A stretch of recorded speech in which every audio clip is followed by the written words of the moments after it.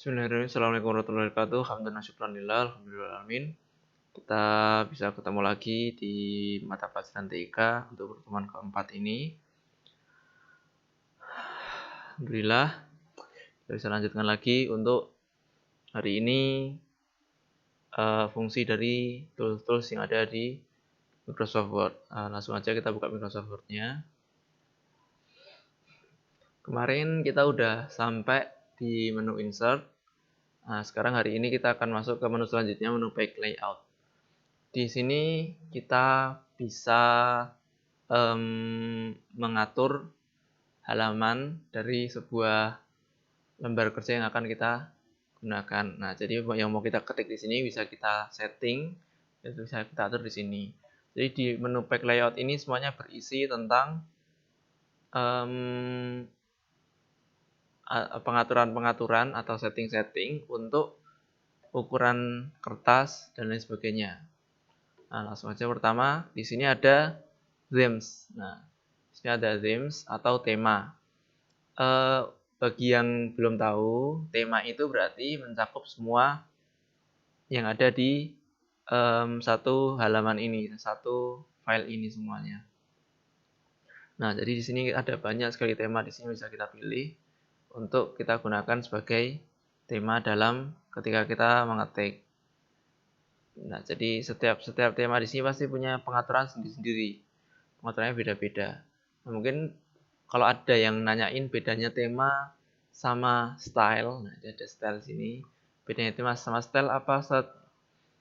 Bedanya untuk tema sendiri dia mencakup keseluruhan atau umum dari semua yang ada di sini, termasuk warna ketika kita melakukan insert shapes. Nah, itu juga termasuk dalam tema. Jadi udah termasuk warnanya, warna dasarnya dan sebagainya udah termasuk dalam situ. Sedangkan kalau style itu dia hanya mencakup tentang font atau tulisannya, huruf-hurufnya. Jadi themes ini lebih luas. Bisa mencakup warna. Jadi ketika kita ngasih cover, nah warnanya bisa diganti juga di tema ini. Font, nah fontnya bisa beda-beda. Efek. Jadi semuanya udah tercakup dalam satu tema ini secara umum. Kemudian di sampingnya ada margin. Selanjutnya ada margin. Margin adalah margin itu jarak tepi antara pojok kertas dengan bagian yang akan kita mulai untuk mengetik. Nah, jadi kan di sini kita lihat pojok kertasnya di bagian sini. Nah, ini pojok kertasnya. Sedangkan kita mulai ngetiknya di sini. Nah, maka selisih antaranya tempat kita pertama menulis dengan pojokan kertas ini, nah ini dari sini ke sini ini disebut sebagai margin. Nah, atau kita kenal tadi sebagai jarak antara ujung kertas atau pinggir kertas dengan jarak pertama kali kita menulis, disebut margin. Untuk pengaturannya bisa kita atur di sini, ada beberapa pilihan, atau mungkin ketika kita ingin mengatur sesuai keinginan kita, bisa kita coba di custom margins ini. Jadi bisa kita coba di sini. Untuk ukurannya di sini kita masih menggunakan inci. Nah, bagi yang mau merubahnya bisa kita taruh di sini ya. Mungkin di file option. Nah, kemudian ada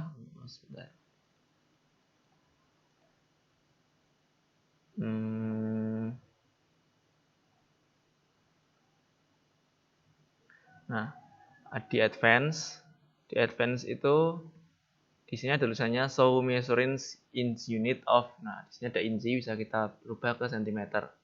Jadi setelah tadi ada kita pencet file, kemudian option, kita pilih advance, kemudian kita pilih di sini ada cm, incinya kita ganti ke cm. Kemudian kita OK, maka marginnya pun berubah jadi cm di sini. Nah, itu jadi margin itu jarak antaranya pinggir kertas dengan yang akan kita tulis, itu margin. Selanjutnya di sampingnya ada orientation. Orientation itu bentuk dari kertas yang akan kita gunakan. Kalau biasanya kita menggunakan kertas berdiri atau portrait. Nah, portrait ini berdiri Tapi bisa juga kita gunakan kertas itu tiduran atau kita sebut sebagai landscape. Nah, seperti ini bentuknya landscape ya. Kita kecilkan dulu. Nah, landscape atau mau kita bikin portrait berdiri atau tiduran, bisa kita atur sendiri. Kemudian selanjutnya ada size atau ukuran dari kertas itu sendiri. Kan tergantung dari kalau kita mau ngeprint atau mencetak dokumen kita, jadi bisa kita atur dulu kertas yang akan kita gunakan di size ini tadi. Nah, kemudian selanjutnya ada kolom atau kita sebut sebagai kolom. Nah, kolom ini isinya adalah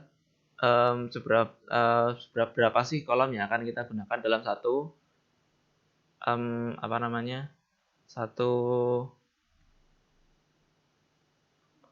dokumen ini. Nah, kita coba ya, kita coba dulu. Ini satu kolom seperti ini, bentuknya satu kolom.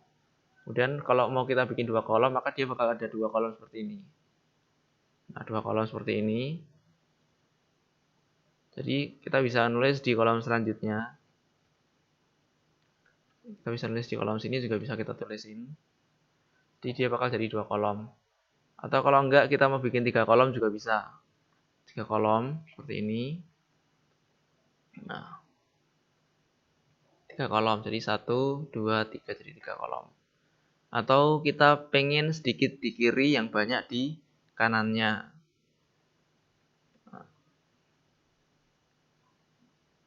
Jadi yang di kiri kecil, tapi yang di kanan lebih besar.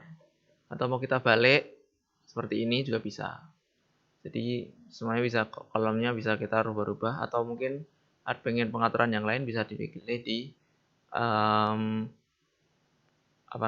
custom color column, more column ini. Jadi bisa kita pilih di sini semuanya. Selanjutnya ada bricks, line number, hyphenation. Nah, bricks ini dia memotong ya, namanya brick itu kan memecah, memotong. Jadi ketika kita pengen satu halaman dengan halaman selanjutnya itu kepotong, jadi nggak lanjut halaman lagi, bisa kita pencet ini. Jadi ini untuk ketika kita pengen ngasih angka halaman, nomor halaman. Nah, ketika pengen angka nomor halamannya itu kembali lagi dari 1, nah kita salah satunya dengan melakukan brick page ini tadi. Ini ada banyak sekali pilihannya ya. Kegunaannya juga masih sendiri-sendiri, tapi yang mungkin sering kita gunakan hanyalah brick page yang paling atas ini, atau brick column. Ketika kita menggunakan banyak kolom tadi, kita bisa brick column ini tadi. Selanjutnya hyphenation, ya maaf, line number. Line number ini ketika kita mau, kemarin kita udah bahas tentang bullet and numbering ya. Bullet and numbering ini, jadi kita pengen 1, 2, 3, 4, 5, 6 sampai 10. Kemudian kita pengen mulai lagi dari awal, bisa kita pilih di sini continuous, restart each page. Nah, setiap page nanti kita bakal ulang lagi dari 1, atau pengen setiap satu section itu nanti bakal ngulang lagi dari 1, atau surprise for current paragraph. Jadi ini untuk mengatur line number ini untuk mengatur page and numbering.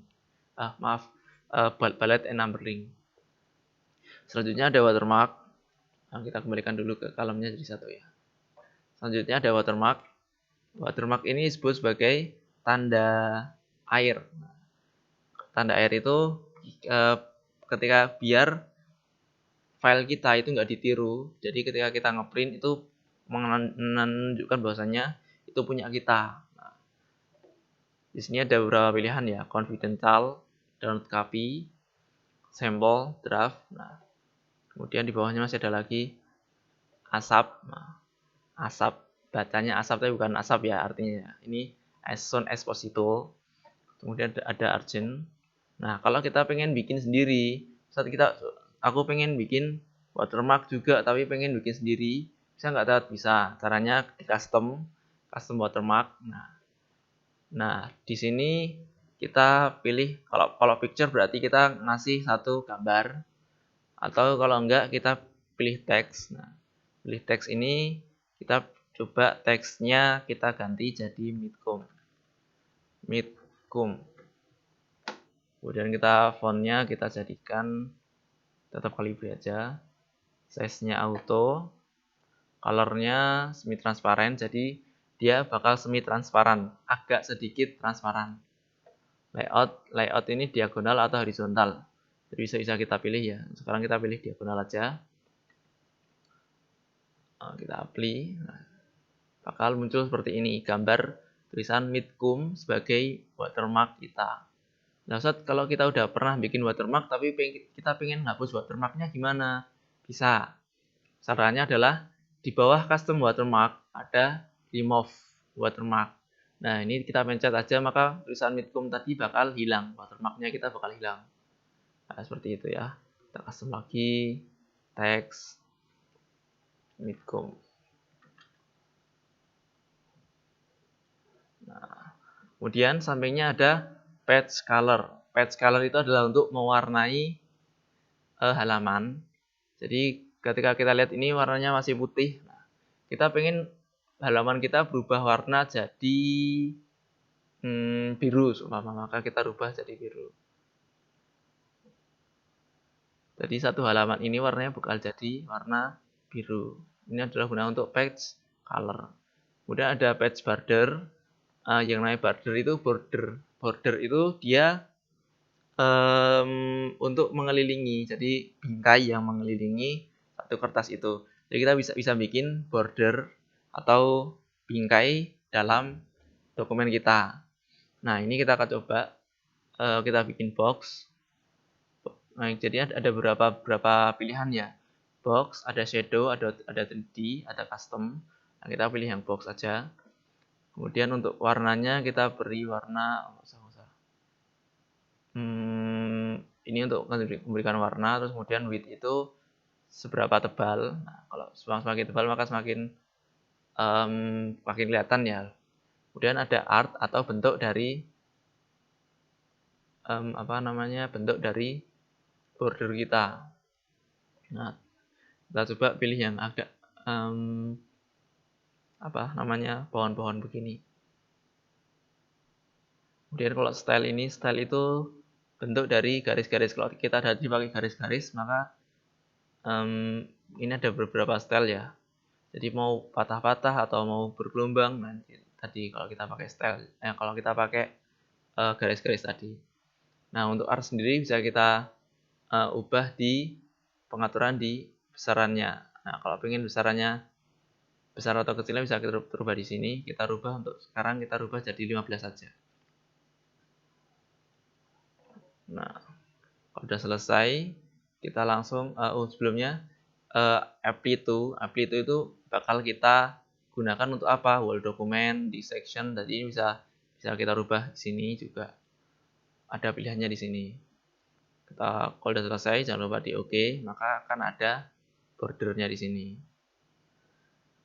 Kalau kelihatannya masih kurang besar, nah, masih ada bordernya di sini. Kalau dilihat kurang besar, bisa kita besarkan lagi. Jadi seumpama tadi 24. Nah, kita coba misalnya segini, jadi makin kelihatan. Kemudian selanjutnya ada indent sama spacing. Indent itu adalah kalau tadi ada margin tadi dari pojok kertas, nah, pinggiran kertas ke pinggiran tempat kita nulis. Nah, kalau indent itu dia adalah dari pinggirannya margin yang ini, dari pinggirannya margin ke sini menuju tempat yang mau kita inginkan. Jadi bisa kita tambahkan jadi left agak naik lagi. Nah, jadi kalau dari sebelumnya di situ bisa kita rubah. Nah, sekarang agak maju lagi. Nah, kalau ini kita jadikan 0, pasti dia lebih mundur. Jadi dia pasti lebih mundur. Nah, jadi ada perbedaan di sini. Jadi indent itu adalah dari pojokan pertama kali dia harusnya pertama kali marginnya ada menuju ke tempat yang sekarang. Ini 1 cm ya, sentimeter. Kelihatan di sini 1 cm. Nah, kalau kita pengen lebih, berarti bisa kita lebihkan lagi. Itu indent, jadi dari pinggir margin menuju ke tempat yang kita inginkan. Sama ketika kita ingin membuat sebuah paragraf menjorok, maka kita menggunakan indent ini. Atau cara yang lebih mudah adalah dengan menekan tombol tab yang ada di keyboard. Kemudian selanjutnya ada spacing. Kalau tadi indent tadi adalah dari kiri ke kanan ke kiri. Nah, kalau right tadi kan, kalau left tadi kan ya bagian kiri berarti kan left. Kalau yang right berarti dari sini nanti. Dari bagian sini agak menjorok ke tengah, maka dia di indent di right. Kemudian ada spacing. Kalau indent tadi dari kanan kiri kanan, maka spacing itu adalah atas bawah. Nah, kita bisa lihat di sini ada dari satu baris ini menuju baris selanjutnya ada jarak. Jaraknya itu adalah sekitar 10 pt atau 10 poin. 10 hitungan pt ini tadi. 10 garis. Nah, kalau kita pengen kok kelihatannya kebesaran, bisa kita kecilkan jadi 6. Atau mungkin kita nggak kita kasih jarak antaranya penulisan yang atas, baris yang atas sampai garis bawah. Jadi ini 0 nih. Nolnya segitu, tetap ada jarak biar nggak nyatu tentunya. Nah, ketika kita pengen memperbesar jarak juga bisa di sini. Tapi di sisi lain, kita juga bisa memperbesar kalau after ini setelahnya, maaf. Kalau after ini setelahnya, jadi satu paragraf ke paragraf setelahnya itu ada jarak segini. Nah, kalau berbeda sedikit dengan before dan after ini, kalau before itu sebelumnya. Jadi ketika kita pengen, wah ini kurang turun, agak kita turunin daripada kita susah-susah nurunin. Nah, kita bisa pencet tombol di before ini, jadi bisa kita turunkan. Tapi ketika kita naik itu kita nggak bisa. Ya, jadi memang baris pertama besarnya seperti ini dengan spacing atas 54 poin dan spacing bawah afternya 30 poin. Seperti itu. Itu bentuk dari spacing. Nah, ini spacingnya kita nolkan lagi. Nah, setelah itu selanjutnya ada position, warp text, bring forward, and backward. Ini digunakan ketika ada objek. Nah, jadi ketika kita membuat sebuah objek di sini, kita contohkan dulu ya, bukan suatu objek. Nah, kemudian di sini bisa kita pilih position dari objek ini. Apakah kita ingin di tengah, di atas, di tengah ini. Jadi kita bisa membuat sebuah objek itu pindah-pindah dari satu tempat ke tempat yang lain dengan pilihan seperti ini. Posisi dari satu foto ini tadi, satu objek ini. Kita contoh di tengah ya. Kemudian ada wrap text. Wrap text ini gunanya adalah untuk membuat pengaturan untuk antaranya gabungan dari sebuah objek dengan teks yang akan kita masukkan. Nah, ada inline with text, berarti dia bakal masuk jadi satu, square atau mengelilingi, tight dan sebagainya. Ini nanti ada pengaturannya sendiri-sendiri. Ada top and bottom, jadi ini satu objeknya itu teksnya itu nggak bakal ada di samping objek. Nah, jadi samping objek ini bakal kosong, melompong. Behind the text itu berarti masih bisa masuk. Jadi ketika kita nulis banyak gitu, kita nulis banyak, teksnya itu bakal lanjut terus. Nah, seperti ini. Kemudian kalau behind the text atau kalau in front of text berarti nanti teksnya bakal ditindih. Nah, bakal ketutupan seperti ini. Nah, kalau di belakang kan teksnya kelihatan, kalau objeknya di depan berarti teksnya bakal ketutupan. Nah, nanti pengaturannya beda-beda. Saat ini kita pilih ini saja. Nah, kemudian objek ini bisa kita bring forward atau send backward. Jadi ini untuk antara objek ya. Jadi objek satu dengan objek yang lainnya bisa kita atur dengan di sini. Kalau ini kan objek satu dengan teks, jadi dia nggak bisa diatur digunakan ini. Jadi ketika kita pengen menggunakan ini, kita harus ada dua objek. Contoh, kita gunakan aja contohnya. Nah, ini objeknya yang ini dia ada di depan. Kita mau memundurkan, maka kita pilih send backward. Maaf.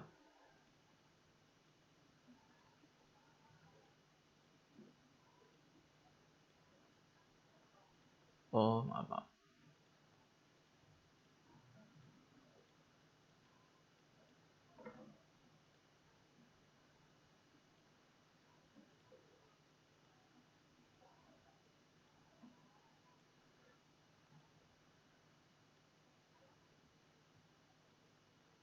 Nah, seperti ini ya. Jadi kita bisa majukan, mundurkan. Nah, syaratnya adalah dia warp text-nya harus sama.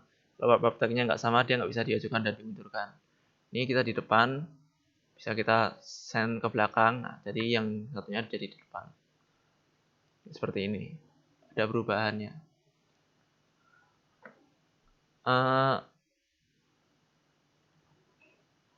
Kemudian selanjutnya ada selection pane.